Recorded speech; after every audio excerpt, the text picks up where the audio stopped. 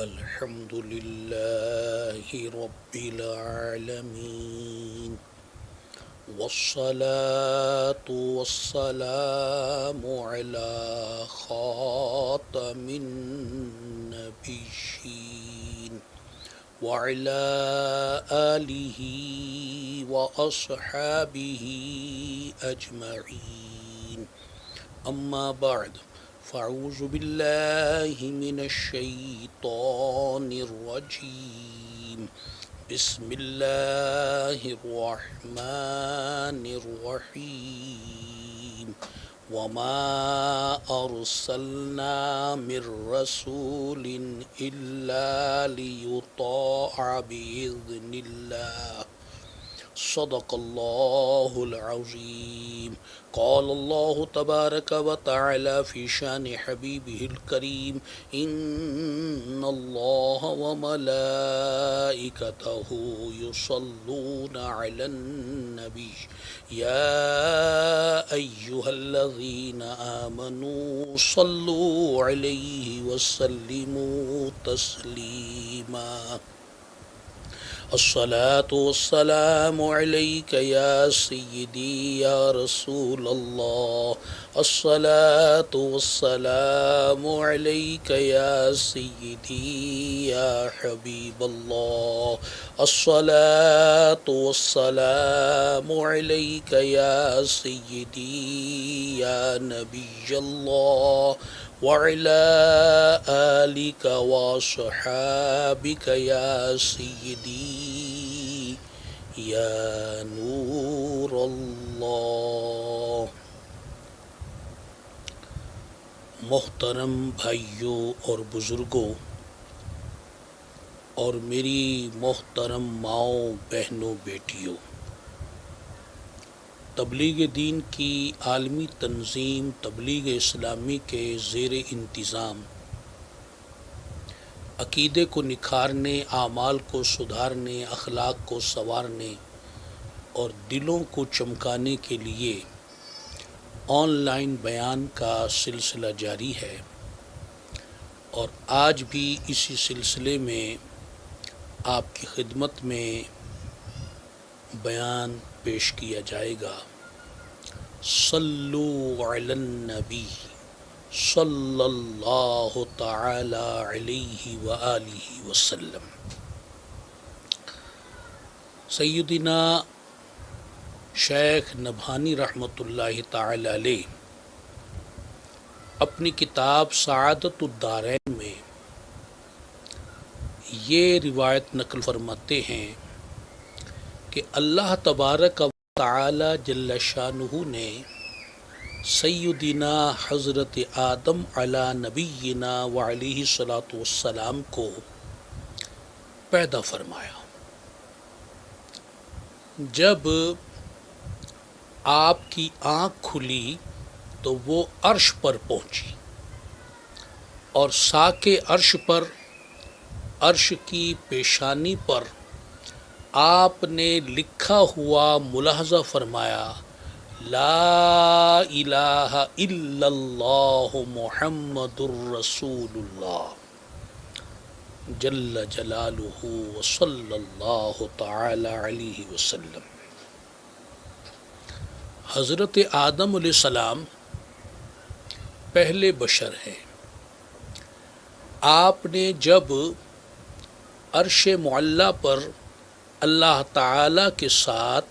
محمد عربی صلی اللہ علیہ وسلم کا اسم گرامی لکھا ہوا دیکھا تو بارگاہ رب العزت میں عرض کیا: الہ العالمین، یہ ارشاد فرما کہ تیرے نزدیک مجھ سے بھی زیادہ کوئی معزز ہے کہ جس کا نام تو نے میری پیدائش سے پہلے ہی عرش اعظم کی جبیں پر لکھا ہوا ہے. اللہ تبارک و تعالی جل شانہ نے ارشاد فرمایا کہ ہاں، وہ میرا محبوب ہے کہ جو تیری اولاد سے ہوگا. اے آدم تو سن لے، اگر یہ میرا محبوب نہ ہوتا تو نہ زمین ہوتی، نہ آسمان ہوتا، نہ جنت ہوتی، نہ دوزخ ہوتی، اور نہ میں تجھے پیدا کرتا. اللہ تبارک و تعالی نے حضرت آدم علیہ السلام کو یہ واضح فرما دیا کہ یہ جن کا نام تو میرے اسم گرامی کے ساتھ جبین عرش پر دیکھ رہا ہے، یہ ہیں وجہ تخلیق کائنات، یہ ہیں مقصود کائنات، یہ ہیں محبوب کائنات، یہ ہیں رسول کائنات، یہ ہیں نبی کائنات صلی اللہ تعالی علیہ وآلہ وسلم۔ مزید مروی ہے کہ جب آدم علیہ السلام کے جسم اقدس سے پسلی مبارک سے حضرت بی بی حوا رضی اللہ تعالی عنہا پیدا ہوئیں اور اللہ تعالی نے ان میں ان کا انس پیدا کر دیا، تو حضرت آدم علیہ السلام نے بارگاہ رب العزت میں سوال عرض کیا کہ مولا یہ کون ہے؟ اللہ تبارک و تعالی جل شانہ نے ارشاد فرمایا کہ یہ حوا ہے۔ عرض کی مولا کریم اس سے میرا نکاح کر دے۔ اللہ تبارک و تعالی جل شانہ نے ارشاد فرمایا اے آدم نکاح تو میں کر دوں لیکن تجھے مہر ادا کرنا ہوگا۔ عرض کی مولا کریم بی بی حوا کے ساتھ میرے نکاح کرنے کا مہر کیا ہے جو میں پیش کروں؟ اللہ تبارک و تعالی جل شانہ نے ارشاد فرمایا کہ جس میرے محبوب کا نام تو نے عرش پر پڑھا ہے اس محبوب پر 10 مرتبہ درود پاک بھیج، یہ تیری طرف سے مہر ہوگا اور پھر میں تیرا نکاح بی بی حوا کے ساتھ کر دوں گا۔ اب غور کریں، حضرت آدم علیہ السلام سبحان اللہ درود پاک بھیج رہے ہیں۔ اول آپ بشر ہیں، اللہ اکبر، اور یہ درود پاک اگر چلے یہی ہو اللہم صلی علی محمد، اے اللہ محمد صلی اللہ علیہ وسلم پر درود بھیج، تو اب میرے سرکار موجود تھے تو درود پاک بھیجا جا رہا ہے،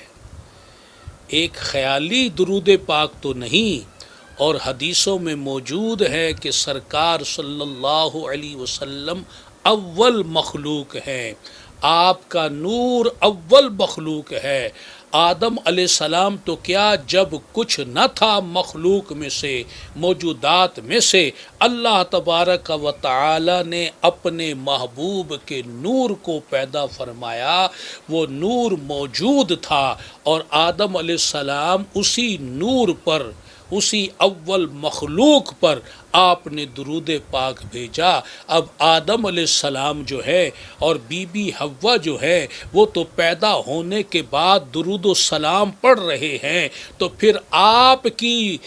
کی جو اولاد ہے وہ کیوں نہ درود پاک کے تحفے بھیجیں؟ تو ہم پر بھی لازم ہے کہ ہم اپنے محبوب آقا صلی اللہ علیہ وسلم جن کے ہم غلام ہیں، جن کی ہم امت میں ہیں، اللہ اکبر، ان پر درود پاک کثرت کے ساتھ بھیجا کریں۔ تو آدم علیہ السلام نے رسول اللہ صلی اللہ علیہ وسلم پر 10 مرتبہ درود پاک بھیجا، اور یوں اللہ تبارک و تعالی نے حضرت حوا رضی اللہ تعالی عنہا کے ساتھ ان کا نکاح فرما دیا۔ صلو علی النبی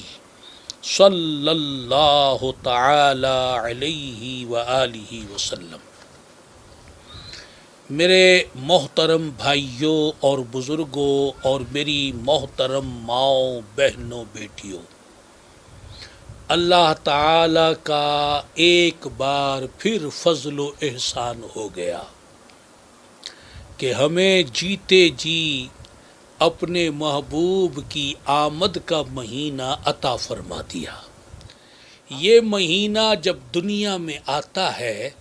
مسلمانوں کے دل کھل اٹھتے ہیں، چہرے مسکرا اٹھتے ہیں اور روح میں ایک سرور اور مسرت پیدا ہوتی ہے۔ اب صرف ایک مسلمان ہی نہیں، کائنات کی ہر چیز کے اندر خوشی کی لہر دوڑتی ہے، ایک محبت کا عنصر مزید بڑھتا ہے، اور رسول اللہ صلی اللہ علیہ وسلم کی یاد جو ہے اس میں اضافہ ہوتا ہے۔ تو یہ برکت والا مہینہ وہ ہے کہ جس مہینے میں میرے سرکار تشریف لائے، اور ابھی آپ حدیث پاک سن چکے ہیں، اگر میرے سرکار تشریف نہ لاتے، آپ پیدا نہ ہوتے، آپ کا ظہور نہ ہوتا، آپ اگر دنیا میں تشریف لانا آپ کا مطلوب نہ ہوتا، تو پھر دنیا میں کچھ بھی ظاہر نہ ہوتا، نہ زمیں ہوتی، نہ زماں ہوتا، نہ مکی ہوتے، نہ مکاں ہوتا، نہ عرش و کرسی ہوتے، نہ چاند تارے ہوتے، نہ انسان ہوتے، نہ جنات ہوتے، نہ فرشتے ہوتے، نہ حیوانات ہوتے، کچھ بھی نہ ہوتا۔ اور وہ اللہ تبارک و تعالی حدیث قدسی میں ہے، وہ فرماتا ہے کہ میرا رب ہونا بھی ظاہر نہ ہوتا، محبوب اگر آپ نہ ہوتے تو میرا رب ہونا بھی ظاہر نہ ہوتا۔ میں چھپا ہوا خزانہ تھا، میں چھپا ہوا خزانہ ہی رہتا، میں جو ظاہر ہوا ہوں اے محبوب آپ کے ظاہر ہونے سے ہوا ہوں۔ سبحان اللہ تعالی، سبحان اللہ تعالی، محبوب آپ پیدا ہوئے، آپ ظاہر ہوئے، اور پھر میرا جو چھپا ہوا خزانہ جو میں تھا وہ بھی ظاہر ہو گیا۔ اللہ اکبر کبیرہ۔ اور میرے سرکار اول مخلوق، نور مصطفیٰ اول مخلوق، پیدائش میں سب سے پہلے اور بعثت میں سب سے آخر، نبیوں میں سب سے اول نبی اور بعثت میں آمد میں آخری نبی، خاتم النبیین صلی اللہ تعالی علیہ وسلم، آپ جب دنیا میں تشریف لائے اس وقت کے حالت پر غور کریں۔ اگر آپ دیکھیں اخلاقی طور پر بھی وہ دور پستی کا دور تھا، اور آپ فرماتے ہیں کہ اللہ تعالی نے مجھے اخلاق کو بلندی تک پہنچانے کے لیے بھیجا ہے، اس کو کمال تک پہنچانے کے لیے بھیجا ہے، اور وہاں بہت ہی حالت بگڑ چکی تھی، معاشرہ انتہائی پستی کا شکار ہو گیا تھا، نہ رشتوں کی آپس میں کوئی قدر تھی، نہ کوئی کسی کے حقوق کا پاس تھا، انسانیت جو ہے وہ بھی دم توڑ چکی تھی، ایک حیوانیت کا دورہ تھا۔ آپ دیکھیں اگر وہاں غلاموں کا معاملہ دیکھتے ہیں تو غلاموں کی جو خرید و فروخت جانوروں کی طرح ہوتی تھی، اور پھر ان کا کوئی حق نہیں ہوتا تھا، ان کے کوئی حقوق نہیں ہوتے تھے، بس ان پر جو بھی بوجھ ڈال دو، جتنا کام لو، دن میں لو، رات میں لو، مارو پیٹو، اذیت کرو، قتل کرو، جو بھی اذیت دو، کوئی پوچھنے والا نہیں تھا۔ آپ اس بات سے اندازہ لگا لیجئے کہ جب جس طرح آج کل لوگ چھٹی والے دن، اس سے پہلی جو رات ہوتی ہے، جیسے ہمارے ہاں سنڈے نائٹ کہہ لیں کہ جو چھٹی منائی جاتی ہے، اس میں جس طرح آج کل لوگ غفلت کے کام کرتے ہیں، کرکٹ کھیلتے ہیں، آوارہ گردی کرتے ہیں، آؤٹنگ کرتے ہیں، ان کو جو وقت فارغ بھی مل جائے اسے غفلت کے کاموں میں، گناہوں کے کاموں میں، برائیوں میں، بے حیائی کے کاموں میں خرچ کر دیتے ہیں۔ اول تو دنیا کے کاموں میں ایسے لگے رہتے ہیں کہ پہلے ٹائم نہیں ہوتا، اور اب اگر کوئی ٹائم مل گیا ہے اسے اللہ کے کاموں میں خرچ کرنے کی بجائے اسے بھی شیطانی کاموں میں لگا دیتے ہیں۔ اس وقت بھی یہ معاملہ تھا کہ جب وہ دوستوں کی آپس میں کوئی دعوت کیا کرتے تھے چند دوست مل کر جمع ہوتے اور وہاں پر شراب کا دور چلتا، جوا بازی ہوتی، اور غلام جو ہوتے میزبان کے گھر کے، وہ ان کے لیے کھانے جو ہیں وہ چنا کرتے، سرو کرتے، لگاتے۔ اس دوران ان کا ایک کھیل یہ بھی تھا کہ وہاں ٹیبل کے اوپر جو ہے وہ ایک چاقو رکھا ہوتا تھا، اور جب غلام وہاں آتا یا غلام کو بلاتے تو ایک چاقو اٹھاتا میزبان اور اس کے بدن پر کہیں بھی چیرا ڈال دیتا۔ اب خون نکلتا، زخمی ہوتا، غلام روتا، چلاتا، اور وہ محظوظ ہوتے تھے، ہنستے تھے۔ پھر دوسرا مہمان اٹھاتا، وہ اس کے بدن میں کہیں چیرا ڈال دیتا، تیسرا وہ خنجر اٹھاتا، وہ اس کے بدن میں کہیں چیرا ڈال دیتا تھا۔ غلام تڑپتا تھا، غلام چیختا تھا، خون آلود ہوتا تھا، اور وہ اس سے محظوظ ہوتے تھے۔ وہ درندہ صفت انسان اس سے محظوظ ہوتے تھے، ہنستے تھے، کہے لگاتے تھے۔ یہ حال تھا غلاموں کا، اور بھی ان پر ظلم و بربریت کا سلسلہ تھا۔ اور عورتوں کے معاملات میں دیکھیں، کسی عورت کا نہ مال محفوظ تھا، نہ عزت محفوظ تھی، گھر کے اندر بھی کوئی حقوق نہیں تھے، وراثت کی تو کوئی دور تک بات بھی نہیں تھی۔ یہاں تک کہ اگر کسی کی ماں مر گئی تو پھر وہ کیا کرتے تھے، وہ ان میں سے کوئی، اولاد میں سے کوئی اس کو اپنی رکھیل بنا لیتا تھا، اس کے ساتھ اس کو اپنی زوجہ کے طور پر رکھ لیا کرتا تھا۔ اور اگر کسی کو طلاق ہو جاتی، کسی کا شوہر مر جاتا، تو عدت کا معاملہ کیا تھا، ایک اندھیری چھوٹی سی کوٹھڑی میں اس کو قید کر دیا جاتا جب تک عدت تھی، اور وہ اسی اندھیری کوٹھڑی میں رہتی، وہیں کھانا پینا، سونا جاگنا، وہیں پر رفع حاجت کرنا اس کا سلسلہ تھا۔ اور اسی میں گھٹ گھٹ کر کئی عورتیں مر جایا کرتی تھیں، اور اگر کوئی زندہ بچ جاتی اور عدت کے دن پورے ہو جاتے تو پھر اس کے دامن میں، اس کے کپڑے کے دامن میں اونٹ کی لید جو ہے وہ ڈال دی جاتی، اور اسے کہا جاتا کہ جناب وہ بازار میں اس کو پھینکے اور پتہ چل جائے سب کو کہ اس کی عدت پوری ہو گئی ہے۔ الامان والحفیظ، الامان والحفیظ۔ ایک ایک شخص جو ہے 100 عورتوں کے ساتھ شادی رچاتا تھا، اور بہت سو کو تو کبھی جھانک کر بھی نہیں دیکھتا تھا، وہ ایسے ہی پڑے پڑے، ان کو کوئی پوچھنے والا نہیں ہوتا تھا۔ یہ معاملہ عورتوں کے ساتھ ہو رہا تھا، اور وہاں ڈاکے عام ڈلا کرتے تھے۔ جو کمزور ہے، ناتواں ہے، غریب ہے، اس کی کوئی زندگی ہی نہیں ہے، اس کو جو چاہے کچل دے، جو چاہے اس کے ساتھ جو ناروا سلوک کر لے، کوئی پوچھنے والا نہیں، کوئی مدد کرنے والا نہیں۔ جو طاقتور ہے بس زور اس کا چلا کرتا تھا۔ شراب عام تھی، بدکاری کے اڈے جگہ جگہ عام تھے، ان گھروں پر جھنڈے لگتے تھے خاص نشانی والے، جو پتہ چلتا تھا کہ یہ بدکاری کے اڈے ہیں۔ جوا بازی بھی عام تھی، اور بھی طرح طرح کی برائیاں جو عمل کے لحاظ سے، اخلاق کے لحاظ سے ہو رہی تھیں۔ اور ان کے عقیدے کا کیا حال تھا،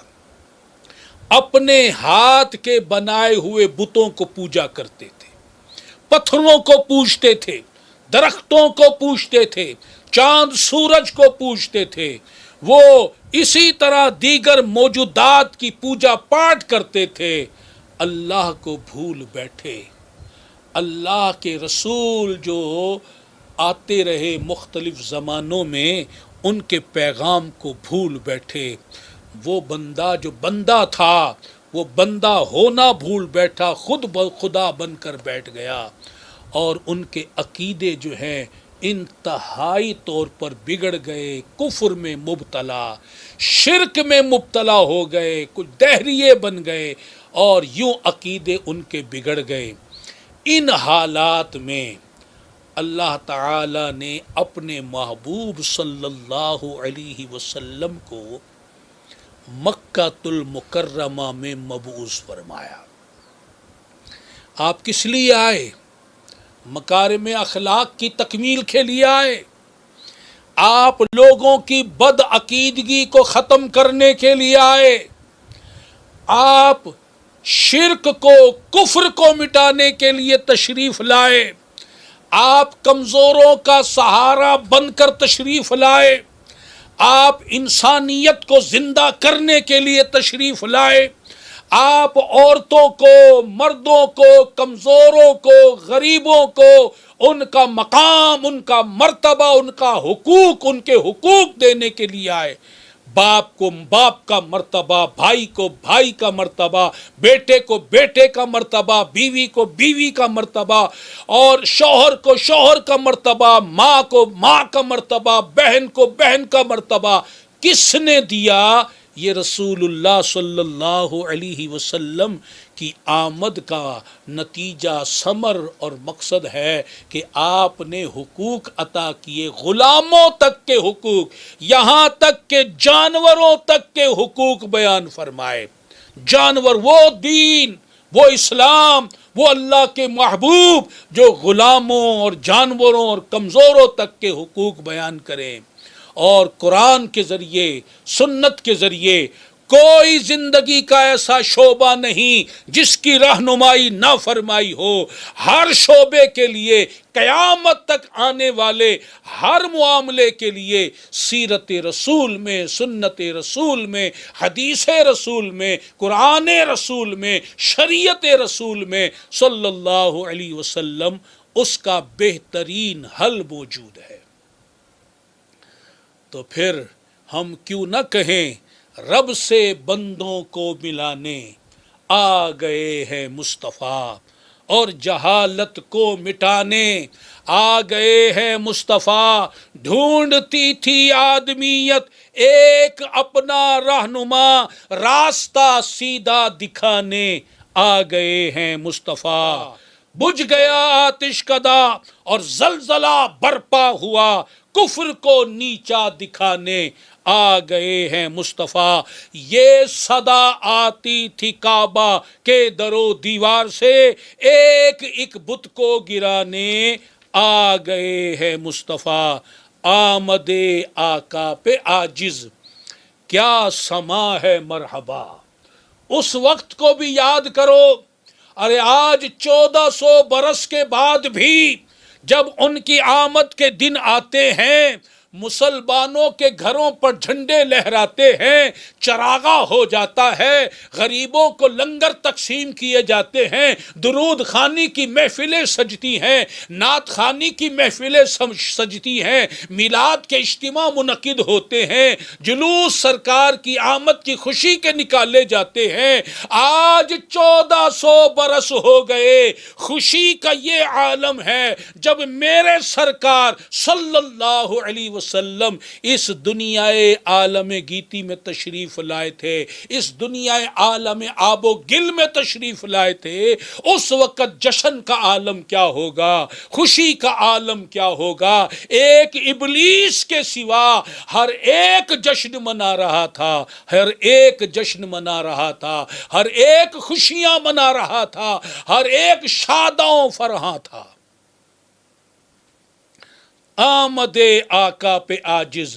کیا سما ہے مرحبا، ہر کوئی گائے ترانے آ گئے ہیں مصطفیٰ صلی اللہ تعالی علیہ وسلم۔ اور یہ شعر بھی ملاحظہ فرمائیں، تیرے کامل نور سے یا رسول اللہ صلی اللہ تعالی علیہ وسلم، تیرے کامل نور سے روشن ہے ساری کائنات، تیرے عرفہ ذکر میں مصروف پوری کائنات۔ اللہ اللہ، ان مصروں پر غور کریں، یہ حقیقت پر مبنی ہے۔ یہ جو بھی اجالا نظر آ رہا ہے، یہ چاند اگر چمکتا ہے، ستارے جو نور جھلکتا ہے، یہ سورج جو آب و تاب سے روشن ہے، یہ کہکشاؤں میں جو روشنی آ رہی ہے، یہ کائنات جو 18,000 عالم روشن ہے، یہ سب نور مصطفیٰ کی بدولت منور ہے۔ تیرے کامل نور سے روشن ہے ساری کائنات، تیرے عرفہ ذکر میں مصروف پوری کائنات۔ تم نہ ہوتے کچھ نہ ہوتا، تم نہ ہوتے کچھ نہ ہوتا، تم سے قائم ہر جہاں۔ جب گئے تا لامکاں تو رک گئی تھی کائنات۔ صلو علی النبی صلی اللہ تعالی علیہ وسلم۔ ایک قطع اور ملاحظہ فرما لیجئے سرکار کی آمد کے بارے میں۔ زمین نہ ہوتی، فلک نہ ہوتا، نہ عرش ہوتا، سمک نہ ہوتا، حضور جلوہ نما نہ ہوتے، کوئی بھی انس و ملک نہ ہوتا۔ صلو علی النبی صلی اللہ تعالی علیہ وآلہ وسلم۔ میرے محترم بھائی اور بزرگوں اور میری محترم ماؤں بہنوں بیٹیوں، انشاءاللہ تعالی سرکار صلی اللہ علیہ وسلم کے میلاد کا اجتماع 12ویں شریف کا جو منعقد ہوگا، اس میں مزید ہم سرکار کی آمد کی باتیں، عظمت کی باتیں، نور کی باتیں انشاءاللہ تعالی کریں گے۔ صلو علی النبی صلی اللہ تعالی علیہ وسلم۔ غور فرمائیں، اللہ تعالیٰ فرماتا ہے وَمَا خَلَقْتُ الْجِنَّ وَالْإِنسَ إِلَّا لِيَعْبُدُونَ۔ ہم نے جنوں کو اور انسانوں کو پیدا نہیں کیا مگر عبادت کے لیے۔ یہ ایک مقصد حیات آپ نے اس آیت کریمہ میں اپنا ملاحظہ فرمایا۔ آج ہم نے اپنے اپنے مقصد بنا لیے جینے کے۔ کوئی شخص دولت مند بننے کے لیے جی رہا ہے، کوئی بڑے بڑے مکان جائیداد بڑھانے بنانے کے لیے جی رہا ہے، ساری کوشش ایفرٹس دن رات اسی مقصد کے حصول میں لگی ہوئی ہے۔ کوئی تعلیم کو بڑھانے پورا کرنے کے لیے، کوئی ڈاکٹر بننے کے لیے، کوئی انجینئر بننے کے لیے، کوئی سیٹ بننے کے لیے، کوئی بڑا آدمی بننے کے لیے، مختلف مقاصد ہر ایک نے اپنے سامنے رکھ کر زندگی جو ہے وہ گزارنا شروع کر رکھی ہے۔ کبھی قرآن کھول کر پڑھا کہ قرآن میں کہیں لکھا ہے کہ ہم نے تجھے سیٹ بنانے کے لیے بھیجا، ہم نے تجھے جائیداد بنانے بڑھانے کے لیے بھیجا، ہم نے تجھے انجینئر ڈاکٹر بننے کے لیے بھیجا، ہم نے تجھے اس کام اس کام کے لیے بھیجا۔ جو مقصد حیات اللہ کا قرآن بیان کر رہا ہے، آج کا انسان، آج کا مسلمان اس کو بھول بیٹھا ہے، صرف نظر کر دیا ہے، پس پشت ڈال دیا ہے، اپنے اپنے مقصد بنا لیے جینے کے۔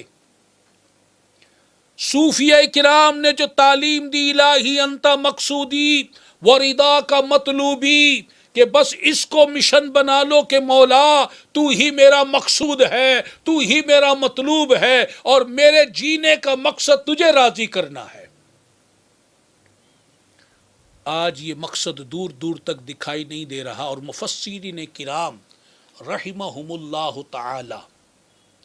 نے لیعبدون کا جو ایک مفسرین کی جماعت نے معنی کیا لیعرفون، کہ اللہ نے ہمیں اپنی معرفت کے لیے پیدا کیا ہے، تو نہ لیعبدون کے مطابق عمل ہو رہا ہے، نہ لیعرفون کے مطابق عمل ہو رہا ہے۔ ہم دنیا دار بن گئے، اللہ کو بھول بیٹھے، اللہ کے قرآن کو بھول بیٹھے، اپنے مقصد حیات کو بھول بیٹھے، اپنے اپنے مقاصد بنا کر، خود سے اپنے اپنے مقاصد بنا کر بس انہیں پورا کرنے کے لیے دن رات لگے ہوئے ہیں۔ یہاں تک کہ فرائض ادا کرنے سے بھی قاصر ہیں. سستی اور غفلت اور مصروفیت اتنی بڑھا لی ہے کہ نماز جیسا فرض اور وہ تحفہ جو معراج کی رات اللہ نے اپنے محبوب کے ہاتھوں ہمیں بھیجا، آج اس نماز سے بھی غفلت برتی جا رہی ہے. آج دنیا کا غلبہ، اس کی محبت کا غلبہ اتنا ہو گیا، آج ہم نے اپنے دنیاوی مقاصد کی تکمیل کے لیے اپنے اندر ایسا جنون پیدا کر لیا کہ مر جائیں گے مگر دنیا کا یہ مقصد جو ہے وہ حاصل ضرور کریں گے. نہ گرمی دیکھتے، نہ سردی دیکھتے، نہ اپنی غربت دیکھتے، کچھ بھی نہیں دیکھتے. اپنے دنیاوی مقاصد کو پانے کے لیے ہر ایک نے دن رات ایک کر رکھی ہے. ذرا غور کریں کہ کیا اسی طرح کی زندگی گزارنا ایک مومن کی زندگی ہے، ایک مسلمان کی زندگی ہے؟ ہم نے قرآن سے پوچھا ہی نہیں، اے اللہ کی کتاب تو بتا کہ اللہ نے ہمیں دنیا میں جو بھیجا کس لیے بھیجا؟ ہم نے کافروں کی کتابیں پڑھیں، ان کے نصاب کو پڑھا، ان کے طور طریقوں کو دیکھا، ان کے تہذیب و تمدن کو دیکھا، ان کے فیشن کو دیکھا اور ان کے پیچھے آنکھ بند کر کے چل پڑے. پڑھتے تو کلمہ اللہ و رسول کا ہے مگر کہا مانتے ہیں ان کے دشمنوں کا، تعلیم اپناتے ہیں ان کے دشمنوں کی اور تہذیب اپناتے ہیں ان کے دشمنوں کی. یہ منافقت نہیں تو کیا ہے؟ ہوش میں آئیے. اللہ تبارک و تعالی نے ہمیں دنیا میں اپنے لیے بھیجا ہے. کافر تو اس چیز کو مانتے نہیں، اسی لیے تو وہ کافر ہیں، انکار کرنے والے منکر. مشرکین تو اس بات کو مانتے نہیں، دہریے تو اس بات کو مانتے نہیں، یہ عیسائی یہودی یہ اس بات کو مانتے نہیں، یہ ہندو سکھ اس بات کو مانتے نہیں، یہ مجوسی دہریے اس بات کو مانتے نہیں.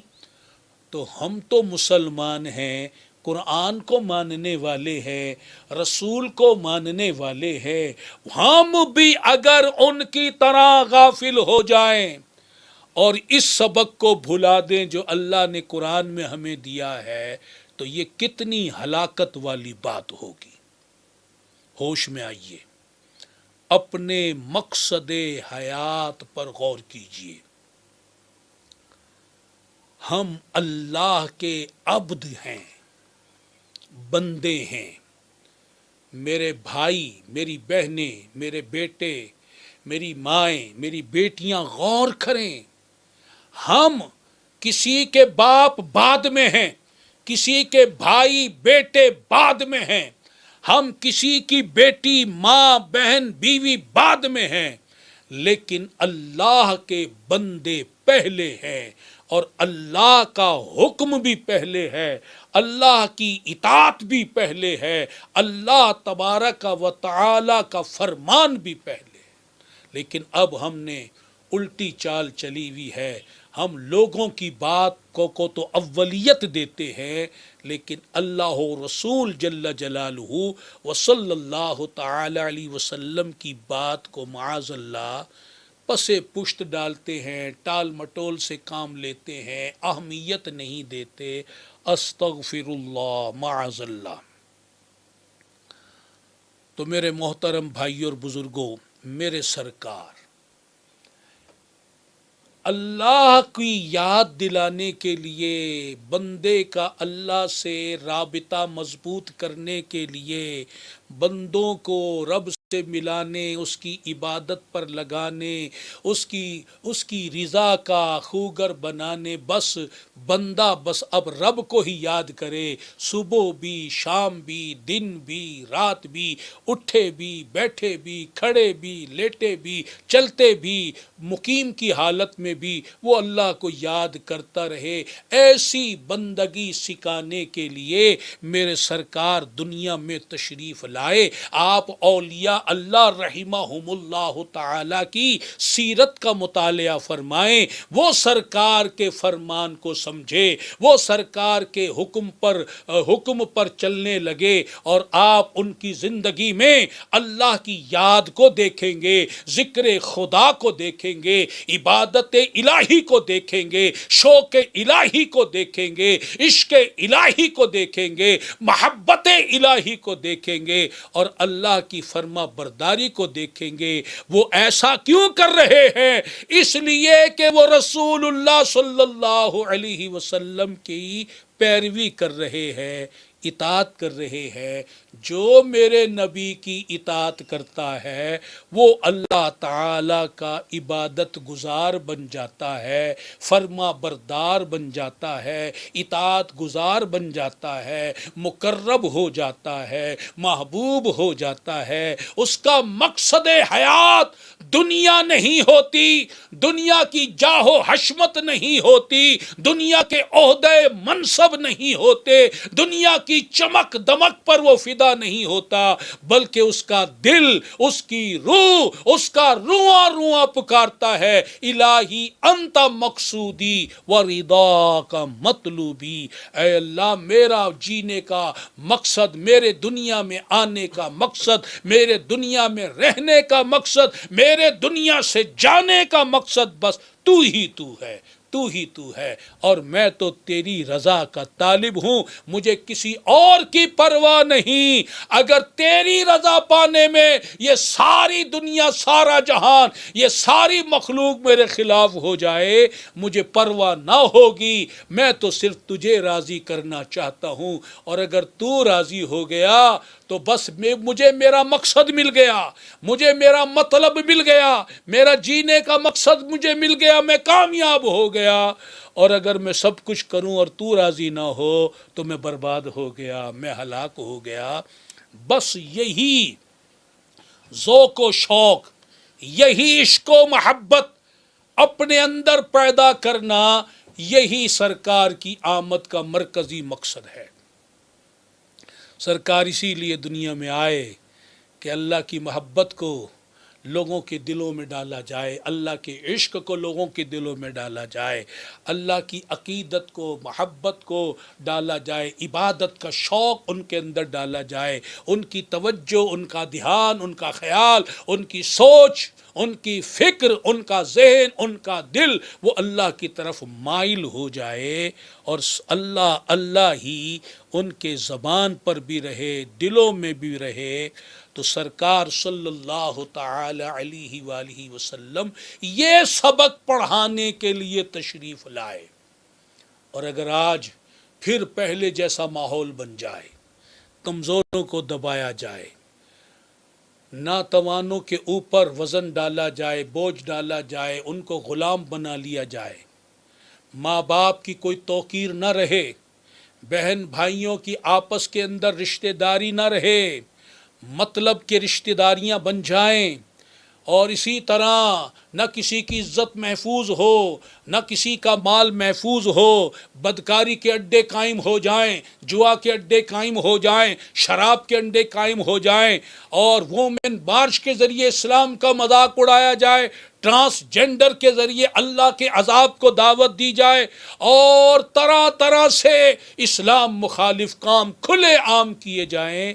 تو مجھے بتائیے میرے سرکار جو پیغام لے کر آئے اور جو پیغام ہم تک پہنچا، ہم نے اس پیغام کو کس حد تک قبول کیا، ہمارا عمل کیا بتا رہا ہے؟ خدا را ہوش میں آؤ، ہم نبی والے ہیں، کلمہ والے ہیں، قرآن والے ہیں، ہمارا عمل ان بدکاروں، بے حیاؤں، گمراہوں، کافروں جیسا نہیں ہونا چاہیے۔ اللہ تبارک و تعالی ارشاد فرماتا ہے وَمَا أَرْسَلْنَا مِن رَّسُولٍ إِلَّا لِيُطَاعَ بِإِذْنِ اللَّهِ،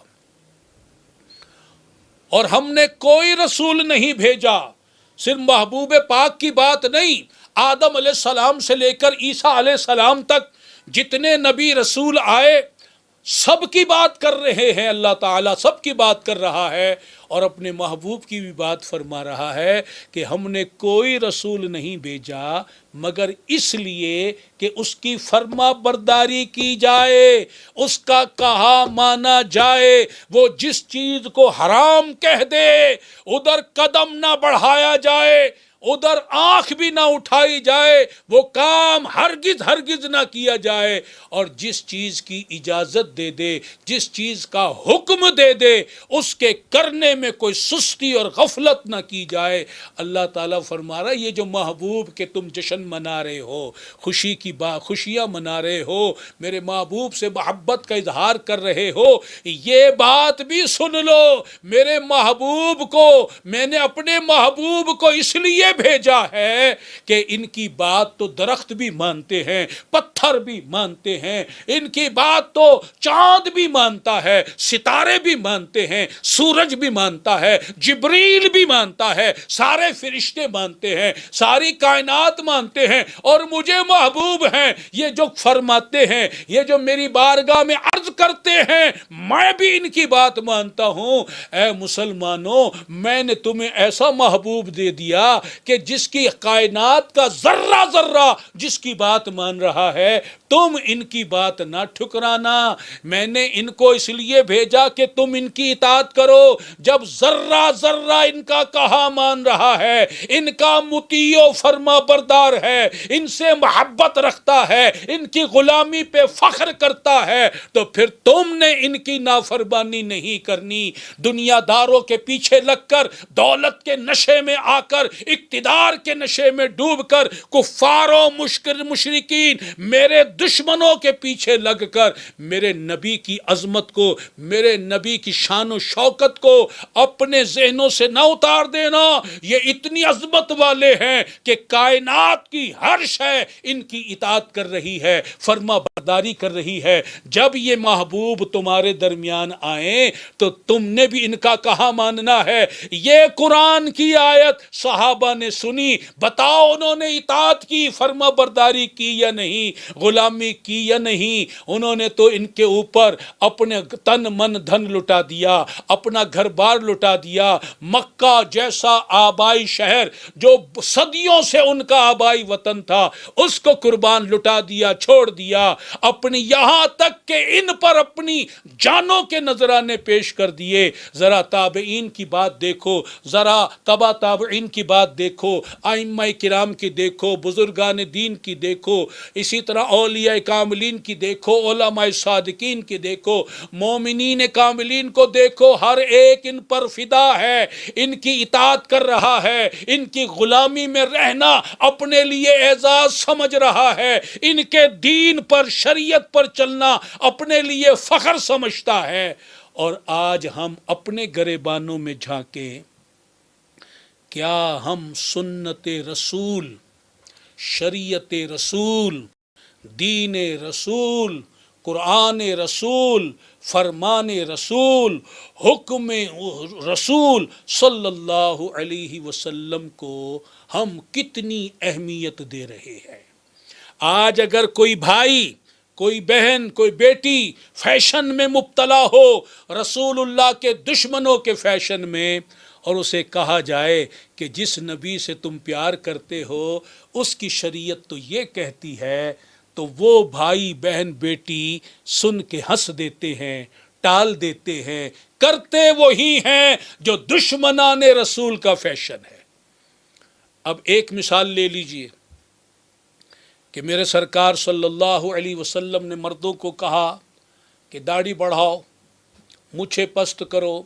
اور یہودیوں کی مخالفت کرو، مجوسیوں کی مخالفت کرو، مشرکوں کی مخالفت کرو۔ آج یہی حکم رسول، میرے سرکار کا یہ فرمان اگر مسلمان مردوں کے سامنے رکھا جائے، وہ جو داڑیاں مڈواتے ہیں یا خشخشی داڑیاں رکھتے ہیں ان کے سامنے رکھا جائے، یہ حدیث پاک پر آپ غور کریں کہ جب سرکار کی بارگاہ میں ایران کے سفیر آئے، دو آدمی آئے، ان کی داڑیاں مڑی ہوئی تھی، وہ مشرک تھے، کافر تھے، میرے سرکار نے ان کا یہ چہرہ دیکھ کر نفرت سے اپنا رخ پھیر لیا اور فرمایا تمہیں یہ بگڑی ہوئی صورتیں بنانے کا کس نے حکم دیا؟ انہوں نے کہا کہ ہمارے خدا نے دیا، پرویز نے دیا۔ میرے سرکار نے فرمایا کہ میرے خدا نے، میرے رب نے تو مجھے داڑھی بڑھانے کا حکم دیا ہے۔ تو اب بتائیے وہ محبوب جو کافروں کے داڑھی منڈے چہروں کو پسند نہ فرمائیں تو غلاموں کا یہ چہرہ دیکھ کر کیا وہ خوش ہوتے ہوں گے؟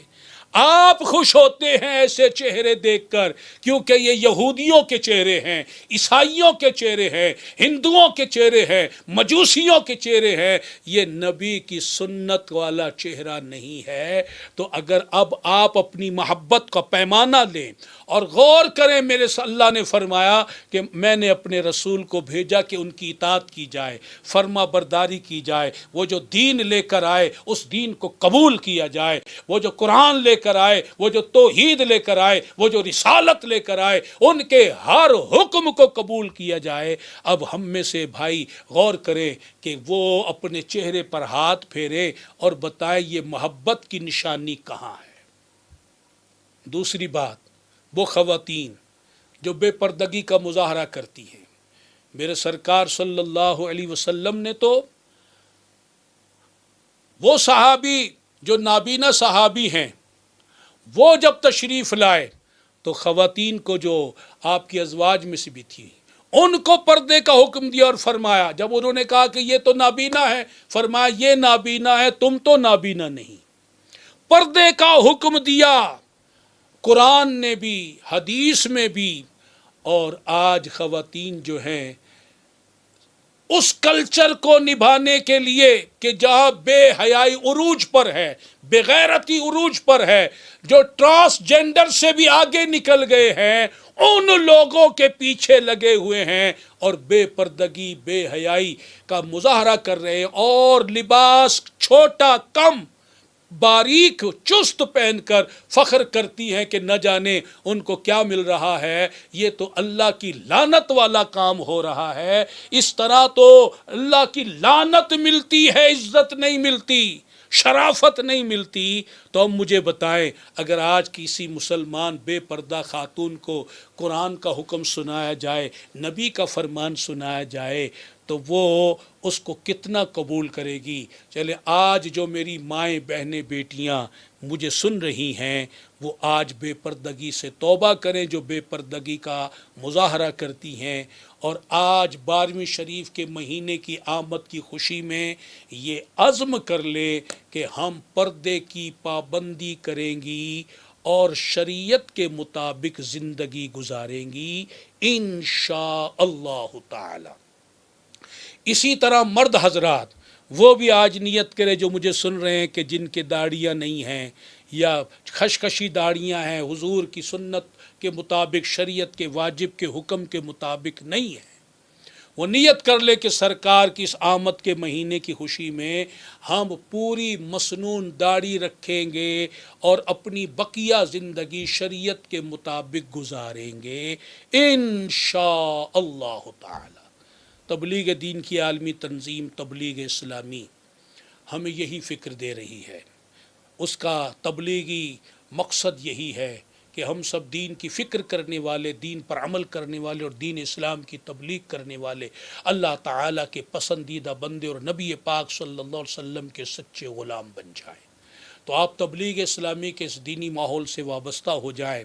دین کی فکر بھی کریں، دین پر عمل بھی کریں، دین اسلام کی تبلیغ بھی کریں، اپنے دلوں میں رسول اللہ کی محبت کے گلاب بھی کھلائیں، اور اللہ تبارک و تعالی کی اطاعت و فرما برداری اور عبادت کی راہ پر بھی چلیں۔ یہ زندگی چند سالہ ہے، نہ جانے چند روزہ ہے یا چند ساعت والی ہے، مرنے کے بعد وہ زندگی جو کبھی ختم نہ ہوگی اس کی فکر کریں، اس کو بہتر بنانے کے لیے اپنی تگ و دو کریں، اپنی محنت کریں، اپنی کوشش کریں، اور اس کے لیے ایک دینی ماحول کی اشد ضرورت ہے۔ الحمدللہ تبلیغ اسلامی کا دینی ماحول یہی مقصد پیش کر رہا ہے، اور اس ماحول کی برکت سے الحمدللہ سینکڑوں مرد و خواتین جو ہے توبہ کر کے نیکی والی زندگی گزار رہے ہیں۔ آپ بھی ان میں شامل ہو جائیں، اللہ تبارک و تعالی توفیق عطا فرمائے۔ اب یہ مہینہ سے شروع ہو گیا تو اپنے گھروں میں سرکار کی آمد کی خوشی میں سرکار صلی اللہ علیہ وسلم کی محبت میں جھنڈے لہرائیں، ایک جھنڈا تو ہر گھر میں لہرایا جائے، اور اللہ توفیق دے تو 12 جھنڈے لہرائیں، گھروں میں چراغاں کریں، 12ویں کی رات میں چراغاں کریں، حسب توفیق غریبوں کو لنگر دیں، ان کی ضروریات کو پورا کریں، ان کی حاجتوں کو پورا کریں، میلاد کے اجتماعات اپنے گھروں میں، گلیوں میں، بازاروں میں منعقد کریں، اور جلوس جو ہے سرکار کی محبت میں سرکار کی شریعت کے مطابق نکالیں، سرکار پر درود و سلام پڑھتے ہوئے، نعتیں پڑھتے ہوئے، آپ کی محبت کے نعرے لگاتے ہوئے، اور اس مہینے درود پاک کی کثرت کریں۔ اگر پہلے ایک تسبیح پڑھتے تھے اب ڈبل کر دیں، جو 2 پڑھتے تھے 4 کر دیں، زیادہ سے زیادہ درود پاک پڑھے، کثرت کے ساتھ پڑھے، نوافل کی کثرت کرے، اور سنت و شریعت پر عمل پہلے سے تیز کر دے، پہلے سے زیادہ کر دے، نمازوں کی پابندی پر پورا زور لگا دے، اور سرکار کی کے ذکر کو عام کریں، سرکار کی محبت کی باتوں کو عام کریں۔ اللہ تبارک و تعالی توفیق رفیق مرحمت فرمائے اور فیشن کو چھوڑ دے، سرکار کے دین اور شریعت کے خلاف کاموں سے توبہ کر لیں اور نیکی والے کام کریں۔ انشاءاللہ سرکار کی محبت میں ہم آج سے ابتدا کریں گے۔ اللہ تعالیٰ اپنے محبوب کی آمد کی خوشی میں ہمیں استقامت کی دولت عطا فرمائے گا۔ اللہ تعالیٰ ایسا ہی فرمائے، آمین، بجاہ خاتم النبیین صلی اللہ تعالی علیہ وسلم۔ اللہ تعالیٰ اس ماہ مبارک کی برکتوں سے ہمیں مالا مال فرمائے، اور اس مہینے کی برکتوں سے جو بیمار ہیں انہیں شفا بخشے، پریشان حالوں کی پریشانیاں دور کر دے، مصیبت زدوں کی مصیبتیں دور ہو جائیں، جو دعاؤں کے لیے کہتے سب کی دعائیں قبول ہو جائیں، جو محروم ہے اللہ تعالیٰ اس مہینے کی برکت سے سب کو فیض یاب فرما دے، سب کی جھولیاں گوہر مراد سے بھر دے، سب پر رحمتوں کی بارش فرمائے، اور یہ مہینہ، یہ سال، یہ زندگی ہماری خیر و برکت والی ہو، عالم اسلام کی خیر ہو، ملک پاکستان کی خیر ہو، آمین بجاہ خاتم النبیین۔